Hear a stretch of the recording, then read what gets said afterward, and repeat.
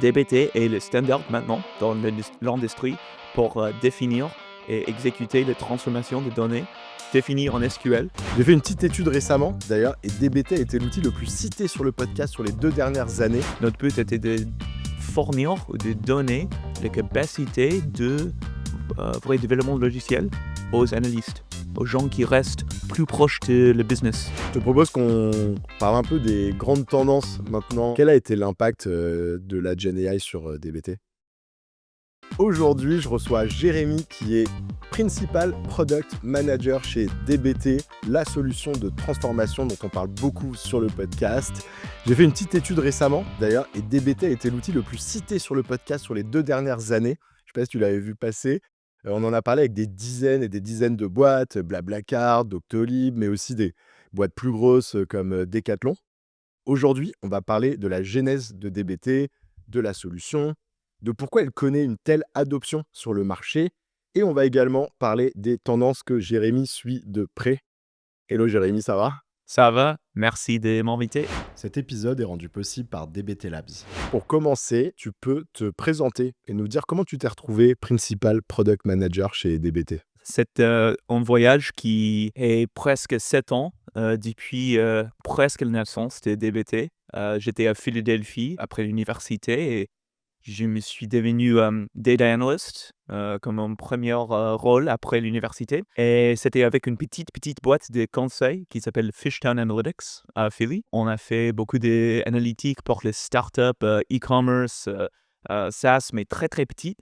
Mais on a réussi de transformer les données et de livrer des dashboards critiques de reporting pour ces boîtes dans 2 semaines avec pas une grande équipe, mais que moi, en très petite équipe et notre outil principal était DBT. Mais à l'époque, c'était vraiment le début de cet outil. Depuis ça, il y avait une grande adoption de DBT par de gros clients par tout le monde. Je me suis déménagé à Marseille, ça fait 3 ans et ça me donne plaisir de voir maintenant des grands clients en France et en Europe et partout le monde qui ont adopté DBT. Et attends, et juste pour préciser, parce que DBT, c'était un outil interne que vous avez développé dans la boîte, c'est ça? C'était ça. Ok. C'était un outil pour nous vraiment de livrer des analytiques, mais aussi c'était un outil open source au début. Alors, même qu'il y avait pas mal de clients chez nous, il y avait encore plus et plus qui ont trouvé DBT, ont adopté sans nous parler, mais peut-être avec un peu de conversation dans notre Slack communautaire. Et je pense que les gens ont trouvé et ont adopté parce que pour beaucoup de data engineers ou des gens qui font des analytiques à l'époque, c'était un outil qui parle, c'était familier, les problèmes qui Ouais. ont résolu avec TBT. Tu as parlé juste rapidement du fait que initialement, c'était une entreprise de conseil, puis que vous avez créé cet outil interne open source DBT, que vous avez commencé à utiliser vous pour vos clients. On peut revenir sur la genèse un peu Mmh. justement de DBT, donc sur ce passage-là, quoi. Pourquoi vous avez créé cet outil? Je trouve ça juste intéressant de comprendre un peu comment le déclic est arrivé pour se dire, il nous faut un outil pour transformer la donnée, quoi. Ouais, c'est possible, évident, dans nos jours 2024, mais à l'époque, je crois que c'était pas évident que les data analysts ou les gens qui connaissaient SQL doivent aussi écrire, éditer les vraies transformations dans une boîte. C'était toujours édité par les data engineers qui écrivent en Scala ou Java ou quelque chose comme ça. On fait beaucoup de transformations, pas très visibles, très difficiles à débugger, très difficiles de comprendre où est-ce le logique, stocké. Mais ça devient possible pour les analystes, un peu techniques, de faire grandes choses avec, l'OCaml ou avec, des SQL ou stored procedures dans, Redshift, dans BigQuery, dans Snowflake. Alors pour eux, ça devient nécessaire d'avoir un outil plus capable que, beaucoup de fichiers SQL sur, les desktops, et quelqu'un qui savent, l'ordre correct, exécuter dans le Snowflake console, par exemple. Alors ça devient nécessaire pour d'avoir un outil accessible à cette équipe ou ces gens, ce type de personnes. Notre but était de fournir ou de donner les capacités de vrai développement de logiciel aux analystes, aux gens qui restent plus proches de le business. D'ailleurs, sur le podcast, c'est un des éléments qui est le plus souvent revenu dans l'adoption de DBT lorsque je demande au leader data pourquoi vous avez mis en place DBT. Un des éléments, c'est effectivement le fait que ça facilite ce qu'on va appeler souvent le self-service à l'intérieur du warehouse. Donc, c'est pas le self-service au sens les profils métiers qui peuvent gérer leur insight, mais c'est les profils data analyst qui peuvent faire leur transformation. Moi, je dis souvent, c'est le self-service sur la transformation des données. Et ça a eu un impact énorme pour casser un peu le goulot d'étranglement que tu avais souvent sur les data engineers, qui sont des profils plus difficiles à trouver. Et tout simplement aussi redonner un peu l'ownership de toute la chaîne aux data analystes pour que ce soit plus autonome et qu'en fait, ils puissent eux-mêmes faire leur transformation pour leur cas d'usage. Et ça, ouais, c'est le point central qui est le plus revenu, quoi. Et c'est quoi l'avantage d'adopter quelque chose un peu plus standardisé? À la fin de la journée, tu dois travailler avec les autres et c'est beaucoup plus facile de trouver des autres qui sont formés. Il y a beaucoup de documentation, il y a, pas une dizaine de manières de faire la même chose, mais une manière assez bien définie. Et on trouve que DBT est très, très, important pour les grandes équipes, mais aussi pour, par exemple, comme, tu sais peut-être, pour les boîtes conseil qui ont fait des projets et après, à la fin, ils veulent, donner les projets, donner, tous les transfos à la client pour, garder, pour devenir propriétaire après. Et DBT à cause d'avoir cette communauté, cette, facilité d'apprendre, c'est beaucoup plus, avantageux Mmh. que tous les utiles, homegrown, custom, qui n'ont pas cette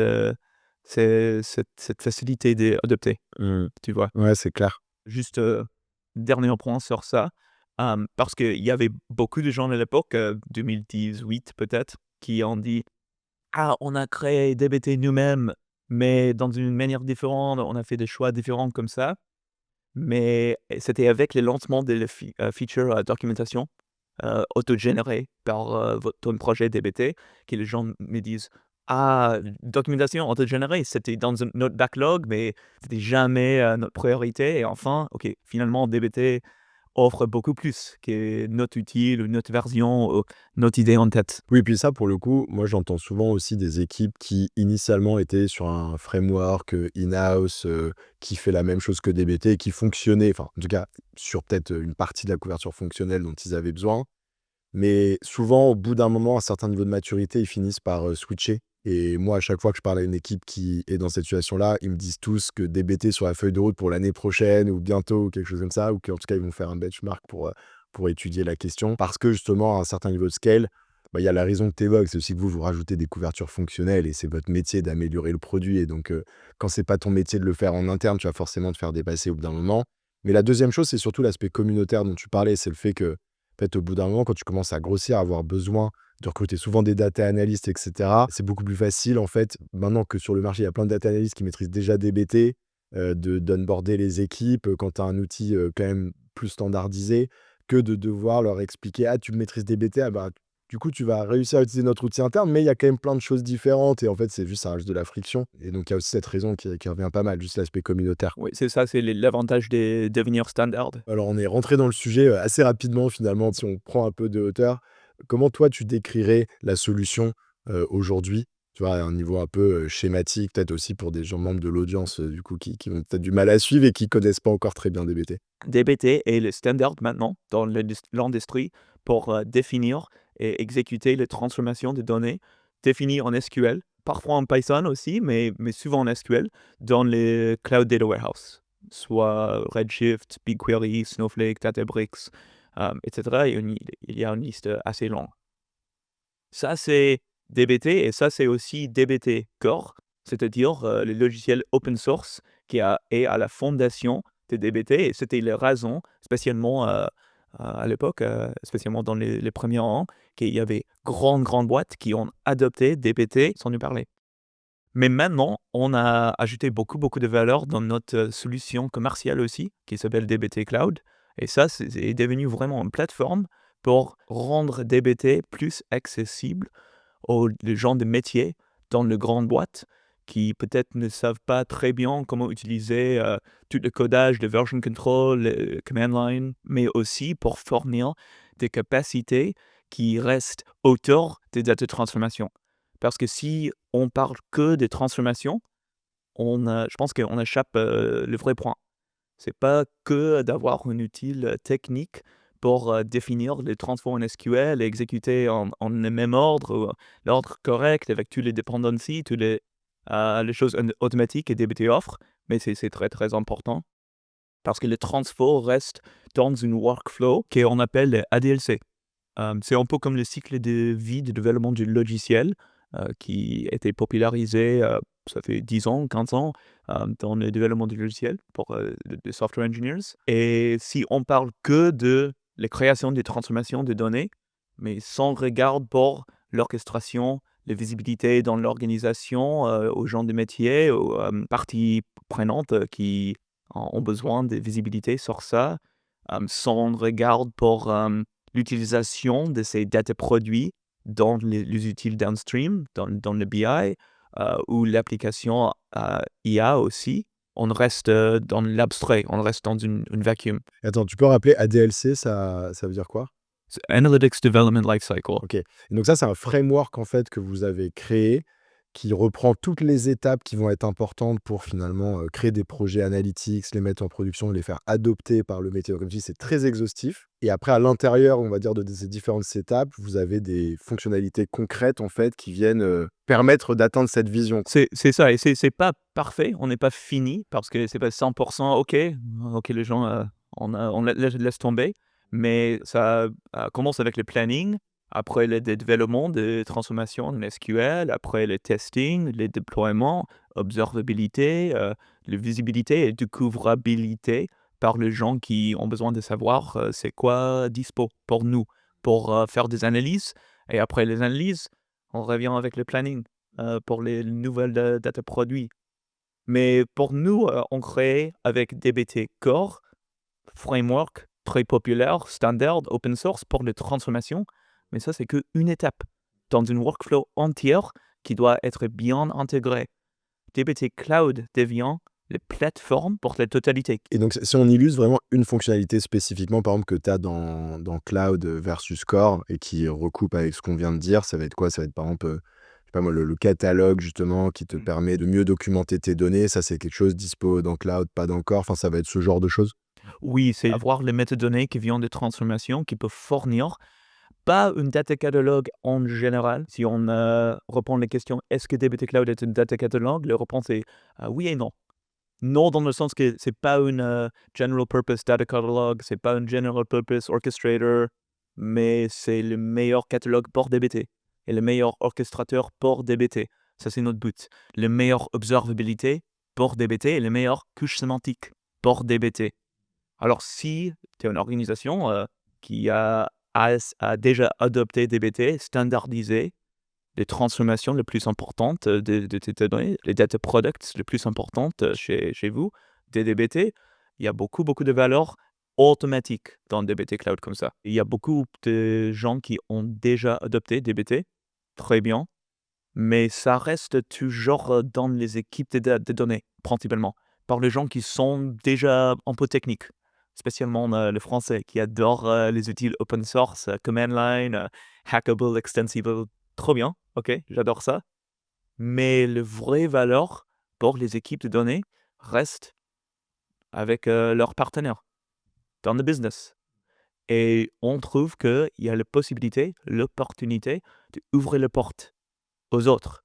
Et on peut faire ça avec DBT Cloud dans le sens qu'on peut ajouter des interfaces plus accessibles pour les gens qui contribuent ou qui éditent des codages DBT, peut-être dans une manière plus drag and drop ou moins souvent, ou dans une manière de faire des requêtes, de demander des questions ou ajouter des descriptions, même s'ils écrivent pas des codages directs, OK. tu vois. Je le disais en intro, DBT, c'est marrant parce que moi, tu vois, il y a 5 ans, c'est un outil que je connaissais pas encore en France et là, sur les 5 dernières années, maintenant, je te dis, c'est l'outil qui a été le plus cité sur le podcast donc tu vois, j'étais forcé petit à petit de m'y intéresser et on parlait du premier driver, que moi aussi j'ai entendu et tu me disais que c'était d'ailleurs, voilà, la genèse de DBT, c'était ça aussi le 1er driver de succès, c'était ce côté, hem, un peu self-service, de transformation, faciliter l'accès aux transformations pour des profils plutôt data analyst. Est-ce qu'il y a d'autres raisons, qui expliquent, le succès, de DBT? Tu dirais maintenant si tu prends un peu de recul là sur ces dernières années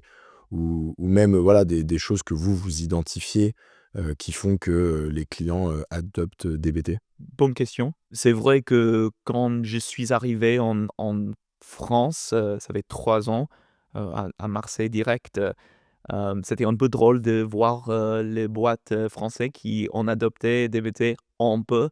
C'était peut-être quelqu'un, les grandes boîtes comme Maif ou Massif qui étaient intéressées, mais il y a pas une chance de vraiment standardiser sur ça. C'était un peu drôle, de voir, c'était, Olympique Marseille qui était notre, 1re, un de Ah nos oui? premiers clients en France, ouais, et c'est une grande, source de fierté pour moi, comme, Marseille a adopté. Mais maintenant, où, je me souviens qu'au, meet-up, DBT à Paris, ça fait 1 an, le décembre, dernier, il y avait des présentations par, Decathlon, par Carrefour, par des grandes clients, aux grandes, boîtes, français sur, leur adoption et leur, amour pour, DBT dans leur, stack.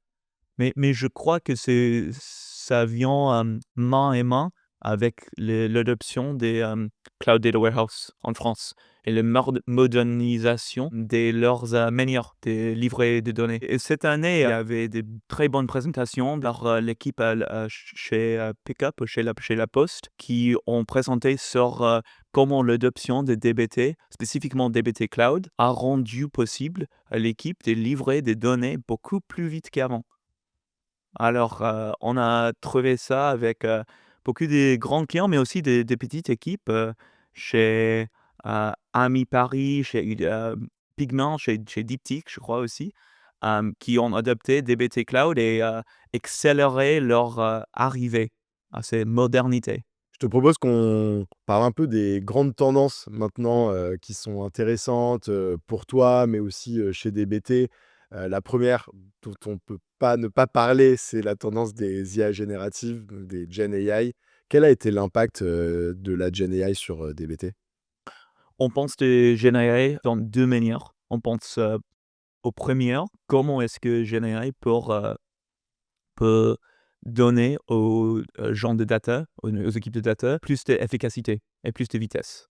Alors, on ajoute, beaucoup des options de code gen, par exemple, dans, dbt Cloud maintenant, autogénérer, les documentations, des SQL, autogénérer les testing, à cause des une analyse, des codages que vous avez écrits, autogénérer aussi les modèles sémantiques, par exemple, juste pour accélérer les gens à faire des choses, importantes, mais peut-être, un peu plus répétitif. Mmh. Bon, GenAI pour, les productivités des gens. Mais on pense aussi des GenAI comme une manière de faire des interactions avec les data products, dans une boîte. Alors si vous êtes quelqu'un qui peut, écrire une question en un langage naturel des données. Combien de visites sur notre site web le mois dernier? Combien de clients on a maintenant qui, ont, utilisé cette feature récemment? Je sais comme product manager maintenant, j'ai beaucoup de questions comme ça et normalement, OK, je peux écrire un SQL, je peux utiliser une étude BI ou je peux demander à quelqu'un, data analyst, chez DBT. Mais si ça serait possible de traduire cette question en langage naturel dans une requête, assez bien gouvernée, prédictable, déterministique, on peut ouvrir les portes à beaucoup de gens, faire des interactions importantes avec les données. Et on a trouvé, beaucoup de gens, je pense, ont récemment trouvé, il y a des limites avec, text to SQL, juste comme ça, juste traduire le langage naturel à SQL et avoir l'espoir que ça va marcher.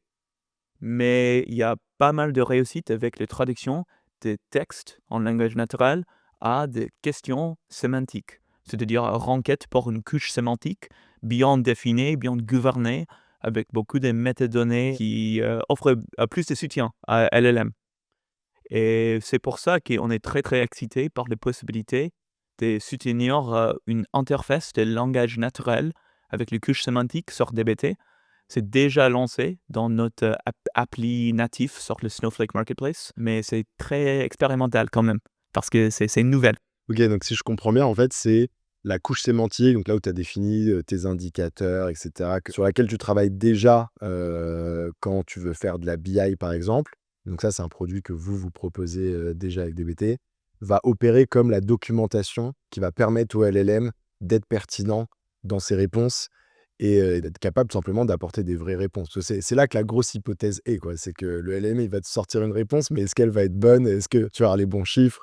Etc., etc., quoi. C'est 2 choses. C'est parce qu'il y a beaucoup de documentation et métadonnées très, très, utiles dans les couches sémantiques pour les LLM, et c'est aussi parce que les couches sémantiques, ou la manière de demander de faire une requête métrique dans DBT, c'est plus gouverné et c'est une constante utile. En fait, il y a plus de traduction vers le SQL. C'est LLM vers Semantic Layer et ils passent pas par essayer de passer ça en SQL, quoi. C'est directement plutôt une approche presque un peu drag and drop parce que ta couche sémantique a déjà été faite. C'est ça. C'est juste que finalement, ce que fait le LLM, c'est qu'il fait le drag and drop à ta place, Oui, entre c'est guillemets. ça. Quelles sont les autres tendances, Mmh. toi, que tu trouves particulièrement intéressantes actuellement? J'ai 2 tendances à dire. Une tendance, assez, attirant et ont tendance, un peu moins shiny. Mais pour moi, je suis un peu très, allergique au shininess. J'adore, les choses qui marchent en pratique et pas toujours les choses qui sont très, très excitantes à parler.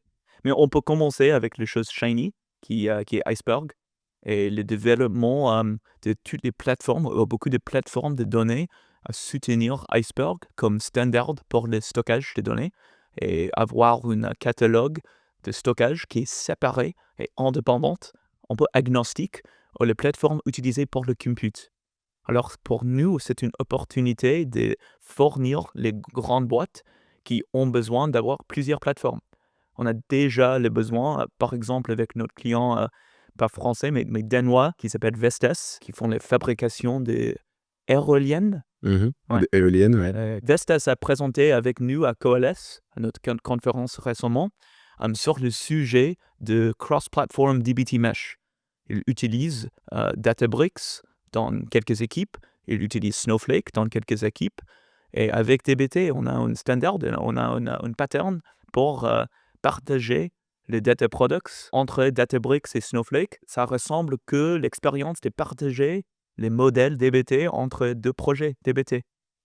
Suivant le pattern DBT Mesh qu'on a lancé l'an dernier, mais maintenant avec les possibilités de partager entre plusieurs plateformes.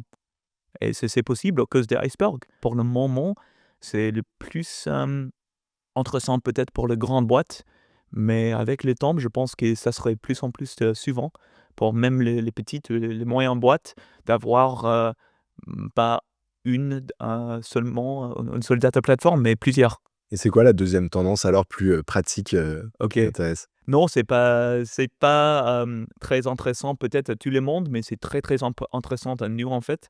Il nous reste, toujours l'opportunité, mais je pense aussi l'obligation de partager cette manière de travail avec plus de gens.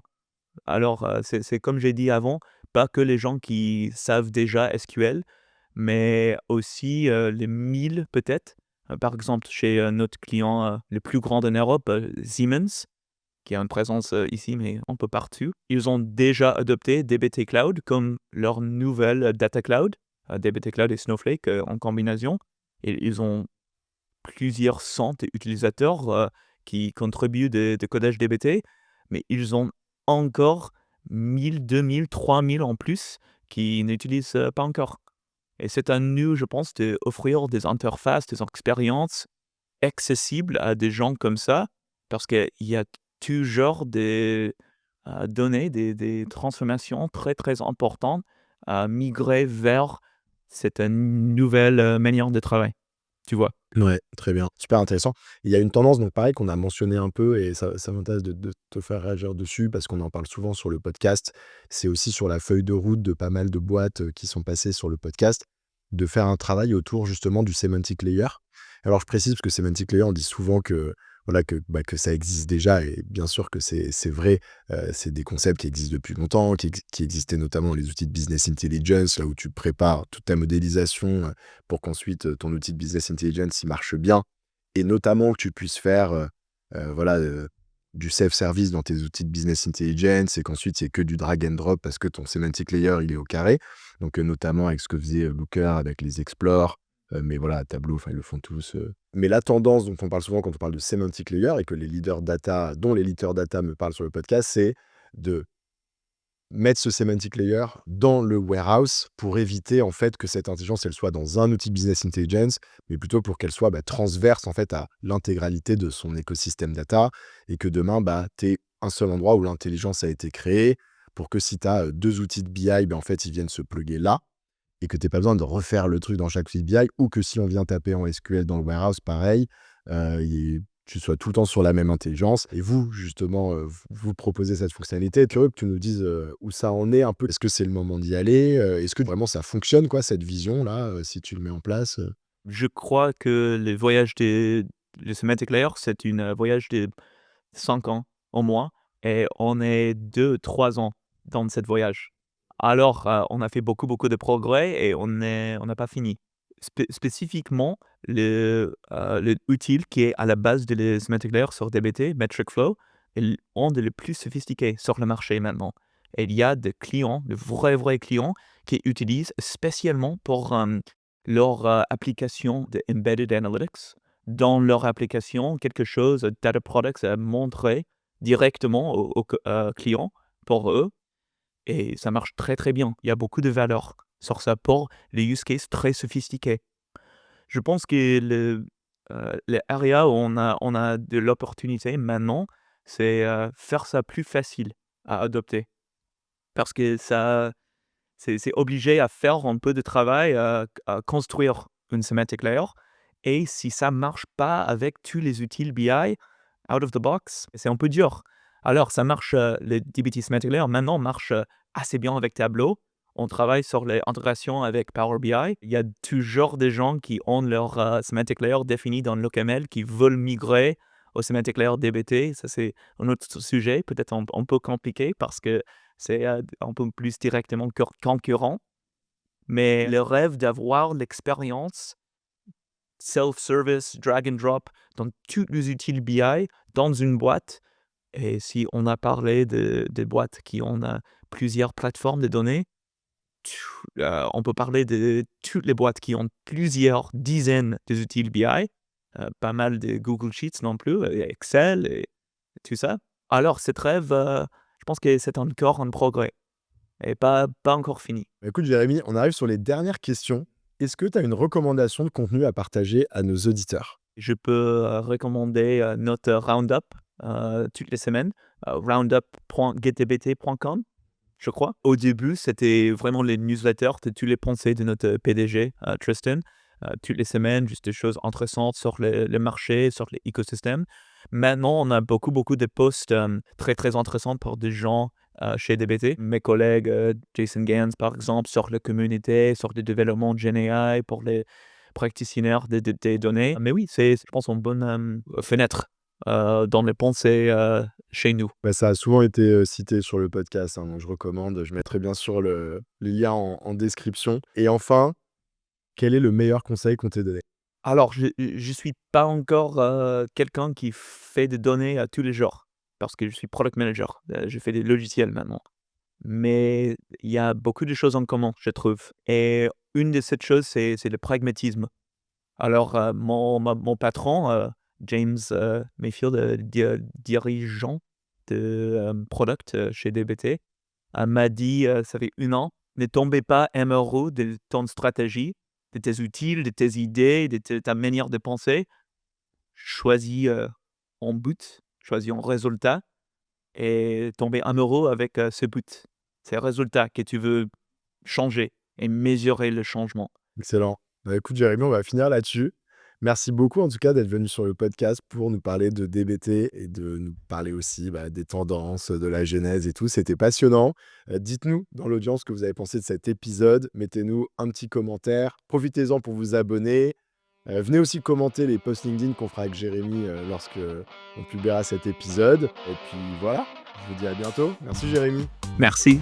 Grosse news, DataGen a lancé un bootcamp en Analytics Engineering en collaboration avec DataBird. Le besoin en Analytics Engineering a explosé. J'observe cette tendance au quotidien dans mes échanges avec les leaders data. On a décidé avec DataBird d'unir nos forces pour créer le premier bootcamp spécialisé sur le sujet. Le bootcamp est à destination de profils déjà data analyst ou scientist, sera à temps partiel pendant 6 semaines et finançable via CPF. Si ça vous intéresse d'en savoir plus, 2 options. Je vous mets le lien pour découvrir le programme détaillé en description. Sinon, vous pouvez écouter l'épisode 151 qu'on a enregistré avec le cofondateur de DataBird, dans lequel on explique plus en détail la tendance de l'Analytics Engineering et le programme du bootcamp.